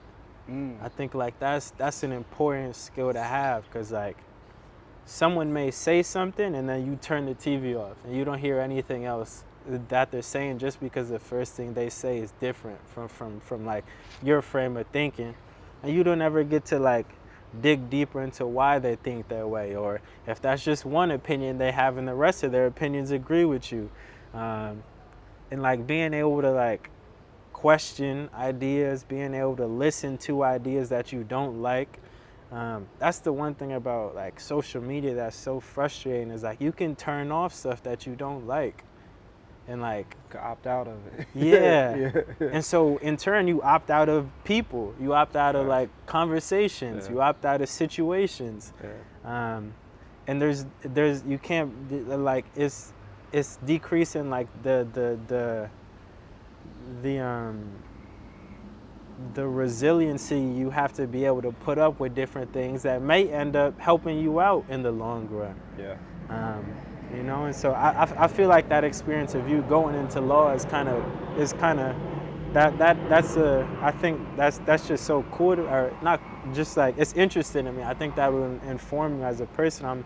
I'm curious, just like how has that changed you, and like outside of just doing law, like how you exist in the world. Yeah, that's I think first and foremost, as with anything, it's crazy how it works, right? You know, when you're so locked in with something, you start to see that thing in the real world, like when you step outside, right? Like if you're thinking of a red car or whatever, you used to start to see red cars everywhere. Right. You know what I mean? But with law, it was the language and understanding like legal terms of art and thinking to myself, like got a good friend from law school. He was like, yeah, I'll never say negligent again. Understanding that has like legal implications, or talking about saying something is irrelevant or relevant. You know, that comes up in the context of like evidence in the courtroom, right? So first and foremost, that changed because you understand like just how powerful language is, and that's something that we kind of know. You hear about, like people say like mind your language or whatever. You know, careful how you speak things into existence, or you talk about that, because it does. There's a weight attached to it, not just a spiritual weight, but also now in the professional legal weight. And so so there's that part of it, but then also you have to. I cannot take things out of context, right? Like I do have to read an opinion, right? Like nowadays I can get like a summary, but I've got to get like a thorough summary. So looking at what the court's doing, I call it SCROTUS because they crazy. It's a kangaroo court. They're paring back, rolling back stuff. I mean, it's politicized, but other than that, you know, the profession is, you have to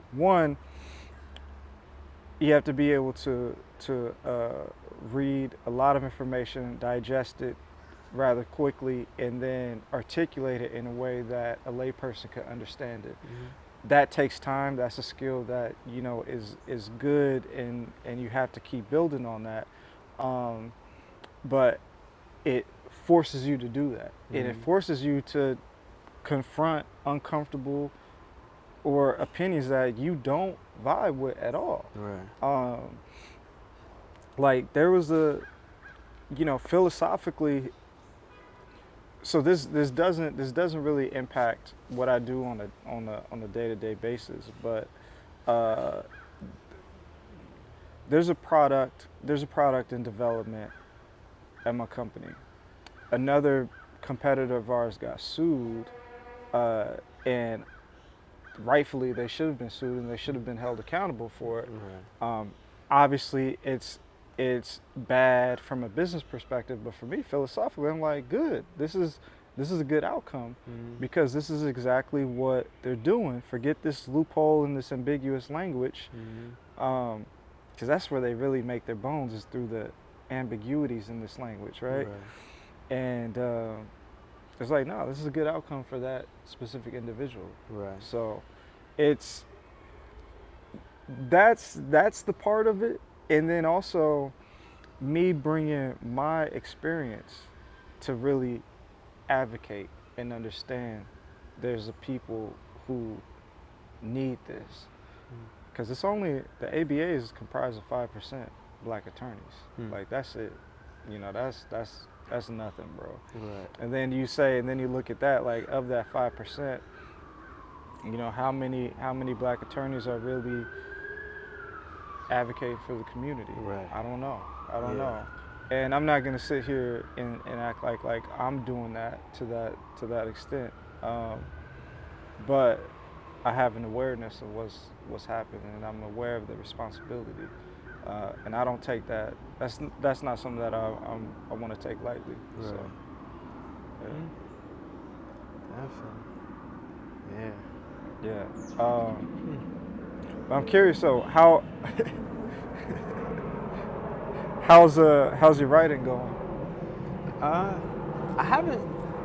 Right now, I'm in like a collection phase. Okay. I'm like, yeah. I haven't written anything recently. I'm just like ruminating on like a lot of ideas and just trying to like understand what I want to say. Because one of the things I've been conflicted with is just like hoping that like I never want to become a talking head where it's like I'm just saying or I'm writing and it's all theory and like nothing comes from it. There's not a tangible, or I'm not engaging in ways that's actually moving things forward, or you know. And so and so I think for me it's like, what do I want to say? What do I have to say? How do I say it in a way that's applicable and accessible so that something can come from it? You know, and so I think I'm in that phase of like defining that for me. And just a lot of it also is like picking a medium to like work in. And like I'm realizing that different ideas need to be presented in different ways depending on the audience as well. And so like I'm really kind of like figure out what it like, am I saying things that are emotionally driven? Am I saying things that are more so like that I'm thinking through and I think are like ideas about how the world exists? And then, okay, does that manifest into an essay? Does that manifest into a poem? Is that a song? Is that a film? And so I'm kind of in that realm there of like, okay, I'm trying to get my personal ethos straight first. And then I can like my own thesis of like, okay, this is who I am, what I stand for. In this current moment, I'm sure it's going to change. But I think once I get that down, I think I'm excited because I think I'm really at a point where I'm accepting that I am an artist.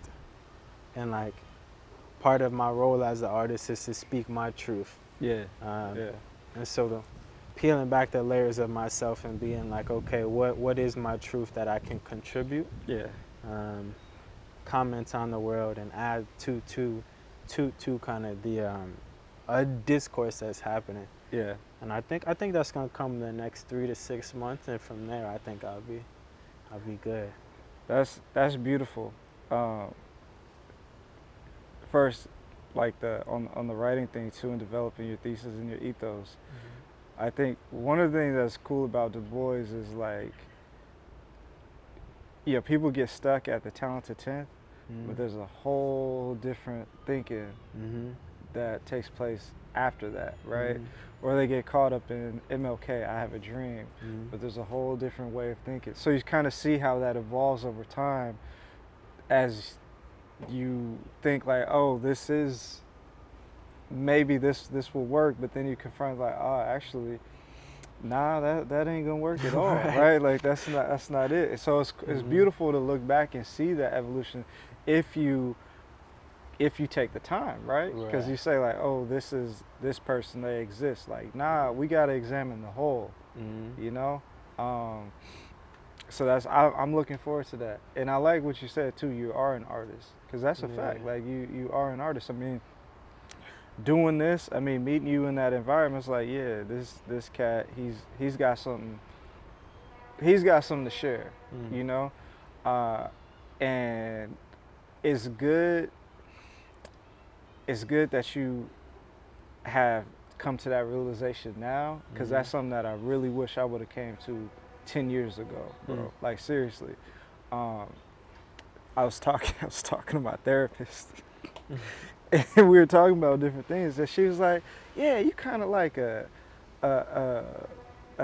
closet creative." I was like, "Dang, that's crazy that you say that." And it was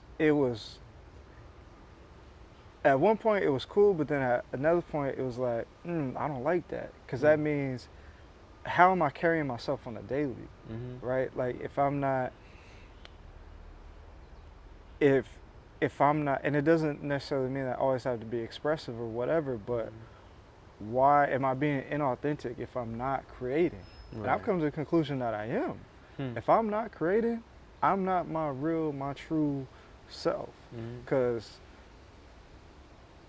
bro, I was like, last Sunday, I was just like drawing, and I was drawing for like 6-7 hours, and I looked up, it didn't even feel like it only feel like 30 minutes had passed by or whatever. Right. You know what I'm saying? I'm always like, oh, what you doing? Like, are you hungry? You know what I mean? Like, all right, yeah. You know, or it's like stay up to, you know, whatever time, and I realize, oh shoot, I gotta go to bed. Like, you know what I mean? You don't even, you don't like the concept of time is stripped away, um, and that's something that, you know, as I am getting into my 30s, I'm like, nah, I wanna.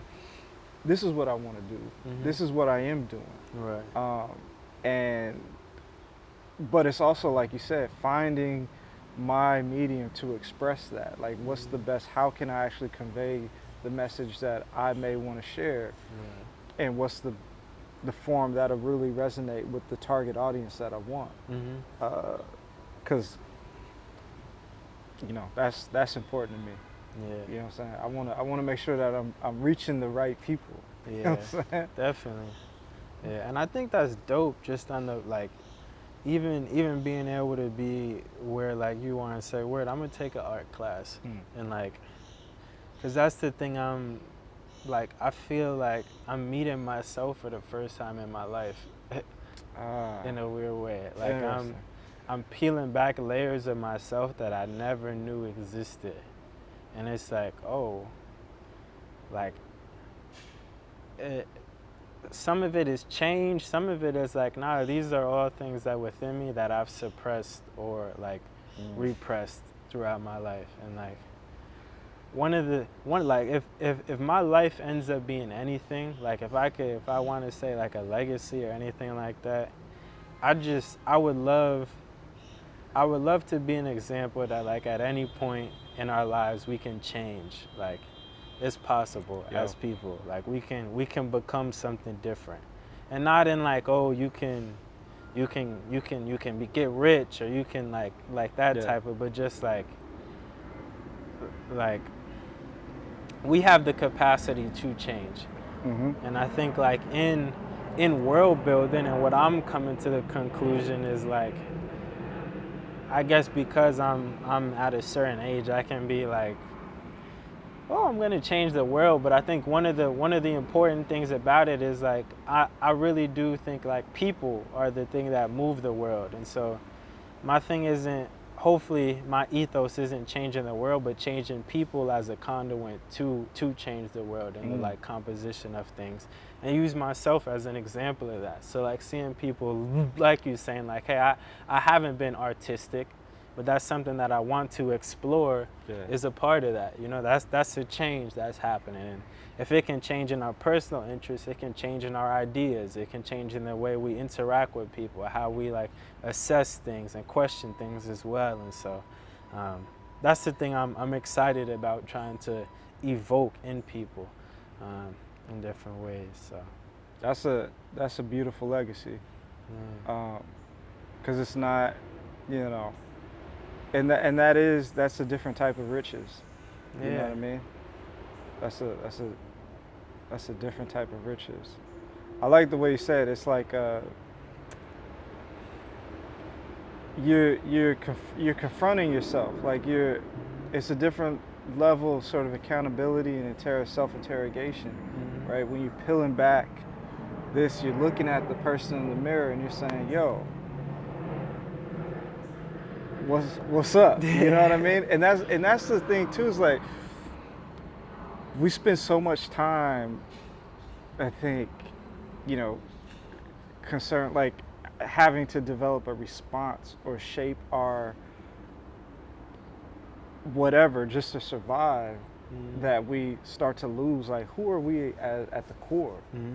You know, like who really are we, and what do we enjoy? But then being you know, people say like unapologetic about it, and not in like you said, not bashful, but yo, this is who I am. Like you said, it's like the same way you talk about like gender identity and queer identity, right? And the innovation of that, and saying, this is who I am, because that's constructing. That's where all we're doing is constructing systems and worlds, right? But we're just saying, you know what, that system doesn't work, because that system only deals in pain and oppression and death. Mm-hmm. It's totally at odds with the way life is supposed to happen on Earth. Right. You know what I'm saying? It's Yeah. totally at odds with it. Mm-hmm. Like, you know, I mean, here's the thing. This is literally called a community garden. You take the first 5 letters of first 6 letters, you get commune. You know what I'm saying? Right. Like every person here each day has to water everyone's garden. Mm-hmm. Like, Hmm. so Wednesday morning is my day. I have to water everyone's plot. Hmm. That's a part of it. Yeah. What's wrong with that? Right. Right? Like, what's wrong with looking out for one another Yeah. and making sure that we are straight? Hmm. I don't know. Yeah. I don't know. Damn. You just made me think of something. I forgot what I was gonna say. But yeah. No. I mean, hopefully we're on the precipice of something different, you know? Hopefully. You know, I like to think that we are. I really do, because I feel like it may be, I don't know, talk about being online, maybe it is my algorithm, Yeah. you know, but I like to think that there's a more active and political conscious Mhm. that is awakening. I think that there's a more like that people are. I think there are a lot of people who are thinking about different issues. How you doing? You know, Good, how you doing? I think people are thinking critically about different issues. So I do, and like meeting people like yourself, you know what I'm saying, who, you know, younger, but there is a more refreshing, and I want to be careful because I don't want to like minimize or diminish anyone's, because I think people bring great perspective, but like the way that you view things, the way that you take a pause, it's like you said, like delayed judgment. You're introspective and you think deeply about different things, and you're able to express them.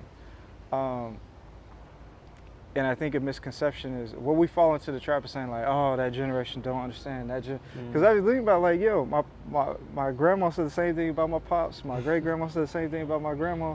So it's like, nah, we're all trying to figure this out together, and like, what can we learn from each other? How can we keep those recipes, like keep going, or like, you know, adapt them to whatever craziness we got going on now. But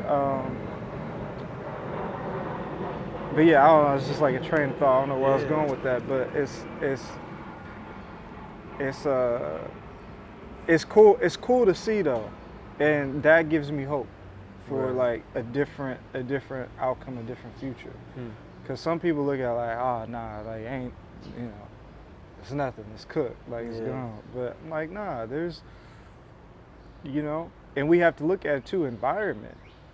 If this person, all they know is this, then that's all they're gonna be, right? If there's no exposure to other things, you know. And I was fortunate, like we talk about jazz, I was fortunate that my pops decided to change the radio to jazz, you know. I was fortunate that my mom played Sade or something else, you know. And I was fortunate that my dad was like, I don't care if we're the only black people out here, we going hiking. Right. You know what I mean? That changes you. Or people here who, you know, may grow up going to museums or something like that. That exposes you. Or like your pop saying like, yo, what's this instrument you hear? You know what I'm saying? And then you being able to mature and then think about like, oh, this instrument is like hitting me here in this body part or whatever. You know what I'm saying? That's the process. Like, that's the development. You know what I'm saying? Because then now I do that exchange, then I go back tonight and I'll listen to something. I'm like, oh, yeah, this is okay. This is what he talking about. Like, yeah, I'm, boom. It's like hit me right there in the temple. Like this Right. joint is different. So, yeah, Yeah. Weird. That's what's up. But yeah. yeah. Nah, dialogue. The one thing I will say though is dialogue and you know, you mentioned something interesting. You said wanting to make sure you're not just a talking head, Mhm. right?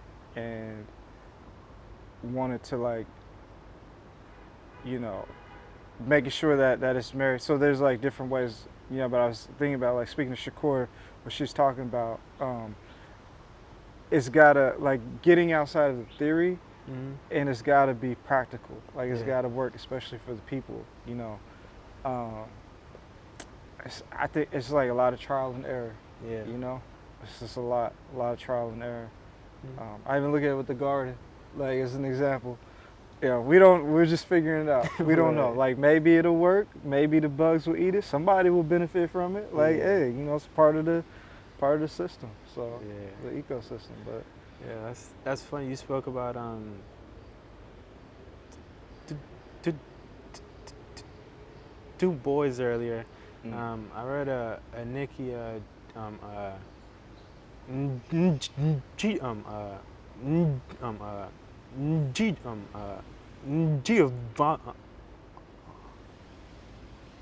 a Bonnie essay on him, and towards the end, like the thing that she said was like, I got the intention from reading everything that he did, that at every moment he was doing what he thought um, was best. And I think like in that same vein of like, you don't know if this is gonna work out. Mhm. I don't know if this conversation series is gonna like add anything to life and culture or anything. But we're trying to do what we think is best right now. Yeah. And I think that's all we can do. And maybe in 20 years, it will be like, yeah, that wasn't it. But in the moment, I think we're acting in this way and it's genuine. And I think that's all we can do. And I think something good will come from it in the end, you know? Absolutely. So, Absolutely. I think that's, you know, you hit it, right? It's like, because here we are, we're talking about folks who, for the most part, are probably are no longer with us in the physical, mhm, right? Um, but their legacy, that work continues on, and they're still alive by that. mhm, And you know, and it may have not, like you hear so many stories about people who materially they were broke, mhm, you know what I'm saying, or like they didn't have anything, but yet they have this rich legacy of like, you know, beautiful thought or beautiful contributions to the arts and letters, you know what I'm mhm, saying, yeah, that's that transcends different generations because it is authentic. And right, that's why I always say, like, if it's real, it doesn't matter where you from. If it's real, people gonna fuck with it because they gonna be yeah, able to tell. You yeah, know, like that's just what it is. So I never, and it's kind of crazy too, because people, you know, being from the Bay, we have an interesting, uh, like just hip hop specifically. We have a different, you know, we have a different way of going about it. You know yeah, what I'm saying? But it's more. I look at it as more like akin to the South before the trap era, mm, um, and that's because a lot of, quite frankly, like look, New York had radio play, mm, you know, the big machine behind it, but the Bay, the South didn't have that same access, yeah, so or that same like apparatus to access to publishers, to distribution, to radio, to make it pop like that, and mm, so now we have.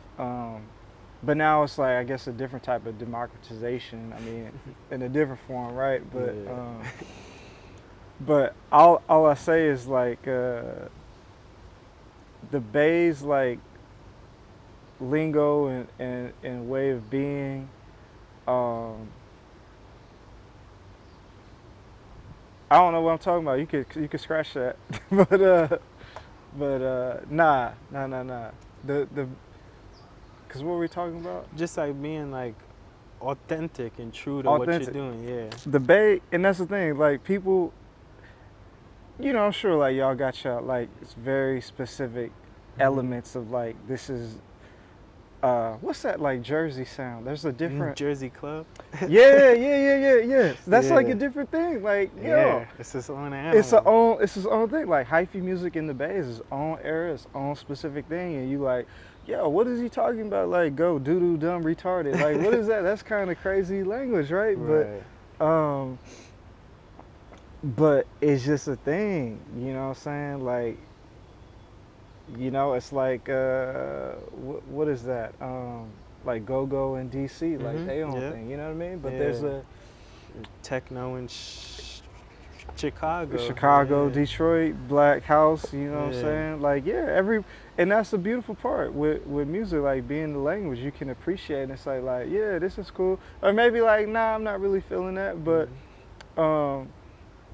I'm very proud of that, because even within the Bay, there's so many different artists, Right. and I'm actually writing a piece. Speaking of writing, like getting back into it, I'm writing a piece on like artists who came out of my hometown, and just like the diversity of it, from like you have Sly and the Family Stone, Confunction, E40, Her, out of this small 100,000 people city. So, Yeah. like, oh, we could make some waves too. Right. You know what I mean? Yeah. That kind of there's a writer from DC who does the same before the in DC scene. I think his name is like Lawrence of Bernie. I think his IG is like True Laurels or something like that. Oh, but- I know who you're talking about. Yeah. Okay. And like, Yeah. I feel like his style is like in that Yeah. same vein of like highlighting his culture and speaking Yep. about it in a way that's like, it really just champions it, and it does like, obviously if you're from a place, it's hard to like be extracted from it. Like you really kind of like give insight into it, and like have a platform for it to really just expand and grow. So Yeah. I think that'll be dope. Yeah.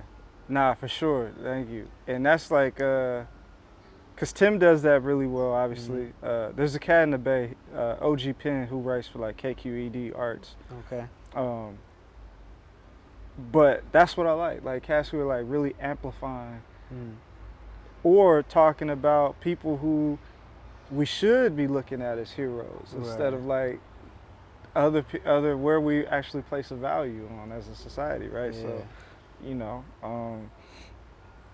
and maintaining their legacy and keeping that going. Like, like you talking about like Arthur and his contributions.